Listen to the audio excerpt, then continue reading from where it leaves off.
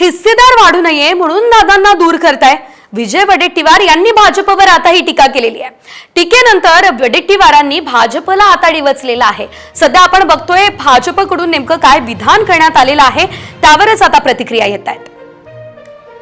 अजितदादांची अवस्था या दोघांनी मिळून वाईट केली हो। आम्हाला कीव येते या सगळ्या परिस्थितीत। अजितदादांची ताकद महाराष्ट्रात एक वेगळी ताकद होती। अजितदादा राष्ट्रवादीत असते तर 100 जागा लढू शकले असते, पण आता मात्र काँग्रेस बरोबर असते तर राष्ट्रवादीत असते आणि काँग्रेस बरोबर आज त्यांना 60 वर आणलंय। कदाचित दादांच्या नशिबी हा चुकलेल्या निर्णयाचा भोग असावा। हिस्सेदार वाढू नये म्हणून दादांना दूर करताय विजय वडेट्टीवार यांनी भाजपवर आता ही टीका केलेली आहे। टीकेनंतर वडेट्टीवारांनी भाजपला आता डिवचलेला आहे। सध्या आपण बघतोय भाजपकडून नेमकं काय विधान करण्यात आलेलं आहे त्यावरच आता प्रतिक्रिया येत आहेत। अजितदादांची अवस्था या दोघांनी मिळून वाईट केली हो।